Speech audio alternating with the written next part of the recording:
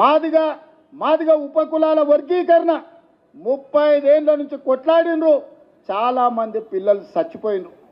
Supreme court వరకు పోయింది, parliament వరకు పోయింది. మోడీ గారు కృష్ణా మాదిగను 4 సార్లు కౌగిలించుకున్నాడు, కానీ అది ధృతరాష్ట్ర కౌగిలిగానే మిగిలింది తప్ప మాదిగ ఉపకులాల వర్గీకరణ చేయలే.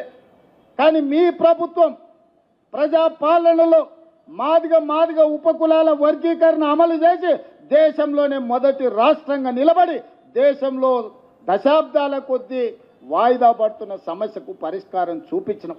మొదటి సంవత్సరంలోనే ఇన్ని గొప్ప కార్యక్రమాలు చేసిన ప్రభుత్వం ఈ రాష్ట్రం దేశంలోనే మొదటి స్థానంలో ఉంది.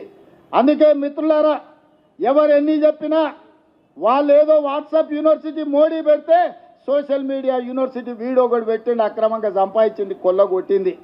వాటిని పెట్టి అబద్ధాలు ప్రచారం చేయాలనుకుంటున్నారు. ఛానల్స్ ఉన్నప్పుడే మీరు ఏం చేయలేదు, పేపర్లు పెట్టుకున్నారు, టీ న్యూస్ పెట్టుకున్నారు, నమస్తే తెలంగాణను గుమస్తే తెలంగాణ పెట్టుకున్నారు. ఏమైందా? ఇవాళ సోషల్ మీడియాలో తప్పుడు ప్రచారం చేస్తే ఏమవుతుంది?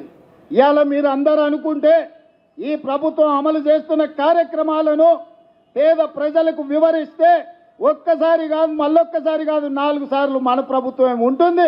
ఈ వేదిక మీద ఉన్న వాళ్ళు చాలామంది ఎమ్మెల్యేలు మంత్రులు అయ్యే అవకాశం ఉంది. అందుకే మిత్రులారా, ఈరోజు బాధ్యత చేపట్టిన ప్రతి ఒక్క యువజన కాంగ్రెస్ మిత్రుడికి, ఇక్కడికి వచ్చిన వాళ్ళందరికీ మనస్ఫూర్తిగా శుభాకాంక్షలు తెలియజేస్తున్నా. మీతో పాటు నేను సిద్ధం, అవసరం అనుకుంటే మోడీ మీద యుద్ధం ప్రకటిద్దాము. కేంద్రం నుంచి రావాల్సిన నిధులు, కేంద్రం నుంచి రావాల్సిన మంజూరీలు రాలేదు.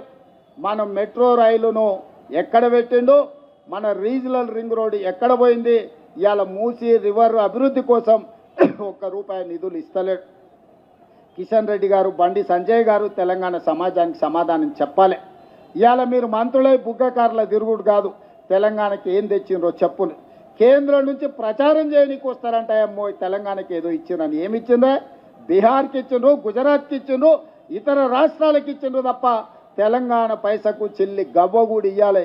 ఇవాళ ₹1 కేంద్రానికి మనం పన్ను కడితే 42 పైసలు మనకు వస్తున్నాయి. బీహార్ ₹1 పన్ను కడితే ₹7 తీసుకుపోతున్నారు. ఉత్తరప్రదేశ్ ₹1 కడితే ₹3 తీసుకుపోతున్నారు. మరి తెలంగాణ ఏం పాపం చేసిందా? ₹1 కడితే 42 పైసలు ఇస్తున్నావు అంటే 58 పైసలు నువ్వే మా సొమ్ము దొబ్బుతున్నావు మోడీ గారు. అందుకే కిషన్ రెడ్డి, బండి సంజయ్ అనుకుంటున్నారు ఏ దానికైనా కొంత సమయం ఉండాలని సంవేదన పాటిస్తున్నాం. తొందరలోనే కార్యాచరణ ఉంటుంది. కేంద్ర ప్రభుత్వం రాష్ట్రానికి చేస్తున్న అన్యాయాన్ని, మెట్రో రైలు మేము కట్టుకుంటాం, మాకు అనుమతి ఇవ్వండి అంటే దేశంలోనే ఒకనాడు 2వ స్థానంలో ఉండే ఢిల్లీ, తర్వాత హైదరాబాద్ ఇవాళ 10వ స్థానానికి వదిపోయింది. 10 నెలలు అయింది ప్రధానమంత్రి దగ్గర ఉండి మెట్రో రైలుకు అనుమతి ఇవ్వకుండా ఆపిపెట్టిండు. రీజనల్ రింగ్ రోడ్డు సగం ఇచ్చి సగం ఇవ్వకుండా దాచిపెట్టిండు. ఇవన్నీ సమస్యలు ఉన్నాయి.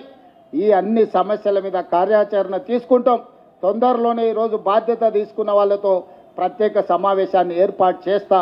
ప్రజా సమస్యల మీద కేంద్ర ప్రభుత్వం నరేంద్ర మోడీ మీద చేసే పోరాటంలో మీరు ముందు బాగానే ఉండాలి.